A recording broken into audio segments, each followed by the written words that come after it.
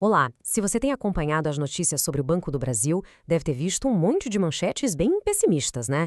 Lucro em queda, crise no agronegócio. Muita gente ficou com o pé atrás. Mas e se por trás de toda essa fumaça, dessa tempestade, existir uma verdadeira fortaleza que o mercado, na sua pressa do dia a dia, simplesmente não está enxergando? É exatamente isso que a gente vai investigar hoje.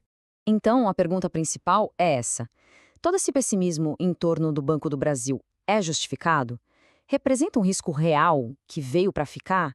Ou, na verdade, ele cria uma daquelas oportunidades clássicas de comprar um ativo excelente, com muita qualidade, pagando um preço bem mais baixo? É isso que a gente vai descobrir junto. Beleza, nosso caminho aqui está bem claro. Primeiro, vamos entender o tamanho dessa tempestade de 2025 e fazer um raio-x da crise no agro. Depois, a gente vai descobrir que fortaleza é essa que o mercado parece ignorar e qual é o plano para virar o jogo em 2026. Aí, vamos pesar o preço contra o valor e, no final, chegar a um veredito para a carteira. Vamos começar pelo que deixou todo mundo de cabelo em pé. O ano de 2025 foi chamado pela própria gestão do banco de um ano de ajustes. E olha, os números mostram exatamente por quê.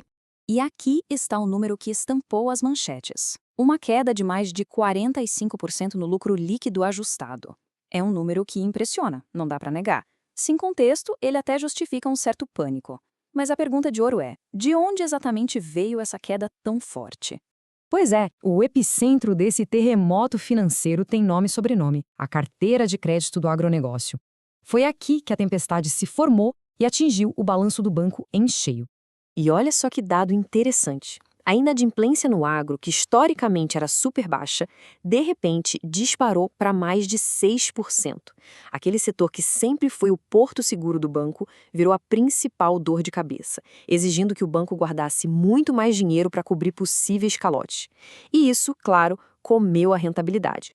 O que nos leva direto para a consequência final: a rentabilidade despencou. O retorno sobre o patrimônio, o famoso ROI, caiu para 12,4%. Só para ter uma ideia do impacto, no mesmo período, concorrentes privados como o Itaú estavam entregando um ROI de mais de 24%. A diferença é gritante. Ok, a gente já entendeu que a tempestade é real, os números não mentem. Mas é exatamente aqui que a nossa análise vira o jogo. Vamos sair um pouco dessa turbulência do curto prazo e olhar para a estrutura, para a tal da fortaleza que o mercado, sempre focado no agora, parece estar ignorando completamente. E para a gente entender essa fortaleza, precisamos falar sobre o conceito de fosso econômico, ou moat em inglês. Pensa num castelo medieval, sabe? Com aquele fosso bem largo e fundo em volta. É uma vantagem competitiva tão poderosa que simplesmente impede que os concorrentes cheguem perto e ataquem o negócio principal da empresa. E este gráfico aqui ilustra perfeitamente o principal fosso do Banco do Brasil. Mesmo no meio da crise, o banco detém 60% de todo o crédito rural do país. É um domínio esmagador. Uma franquia tão poderosa que é quase impossível de ser copiada e que garante a relevância do banco no longo prazo. O segundo pilar dessa fortaleza é a solidez do capital. O índice de Basileia, que funciona como um escudo financeiro, está em 15,13%. Isso é muito acima do mínimo que o regulador exige. Na prática, significa que o banco tem gordura de sobra para queimar, para absorver os prejuízos atuais sem colocar sua estabilidade em risco. E não se engane, não estamos falando de uma fortaleza antiga, empoeirada. O Banco do Brasil hoje é uma máquina digital super eficiente. 93% de todas as transações acontecendo pelos canais digitais. Isso reduz custos operacionais de uma forma brutal no longo prazo e mostra que o banco está mais do que preparado para o futuro. Uma fortaleza é ótima, mas como ela vai sair da tempestade? Agora vamos dar uma olhada no plano de virada que a gestão do banco desenhou para navegar por esse cenário e retomar o crescimento já em 2026.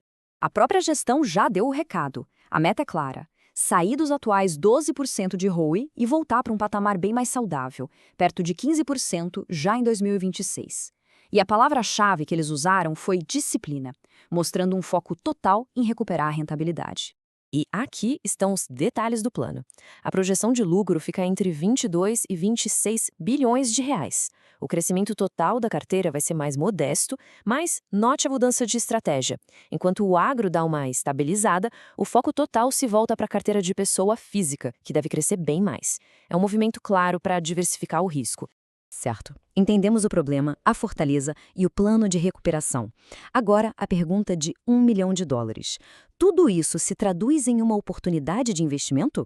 Vamos mergulhar nesse dilema entre o preço que a ação custa hoje e o seu valor de verdade. E olha, essa tabela aqui é absolutamente crucial.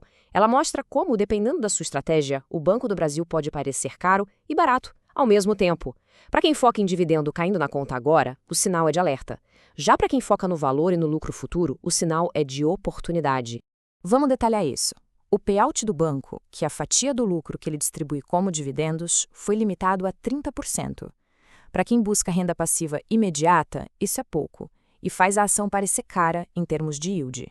Mas, por investidor de valor, os outros 70% do lucro que o banco está retendo para se fortalecer, combinado com o potencial de lucrar 26 bilhões lá na frente, cria uma oportunidade gigantesca de valorização do papel. Com tudo isso na mesa, chegamos ao momento do veredito. O Banco do Brasil, com todos os seus desafios e suas imensas fortalezas, tem a resiliência que a gente busca para uma carteira de longo prazo, focada em acumular patrimônio? Essa imagem aqui talvez resuma a tese da melhor forma possível.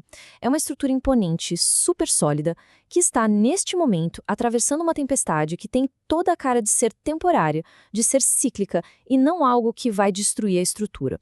Então, para resumir, do lado dos otimistas, os bulls, a gente tem um preço baixo, capital de sobra, um fosso competitivo gigante no agro e uma operação digital super eficiente. Já do lado dos pessimistas, os bears, temos a inadimplência alta, a rentabilidade baixa, o crescimento mais lento e um pagamento de dividendos mais contido. Portanto, o nosso veredito é que a tese de investimento no Banco do Brasil, neste exato momento, é uma tese de paciência. É sobre pagar um preço com desconto hoje pela força de uma franquia incomparável e saber esperar a normalização do ciclo de crédito do agronegócio que a própria gestão do banco já sinalizou que deve acontecer ao longo de 2026. E a pergunta que fica no ar para a gente discutir é: a solidez dessa fortaleza é suficiente para aguentar essa tempestade? Para um investidor paciente, a oportunidade parece estar na mesa. Mas e para o mercado como um todo? A normalização do agro vai vir rápido o suficiente? A discussão continua aqui nos comentários.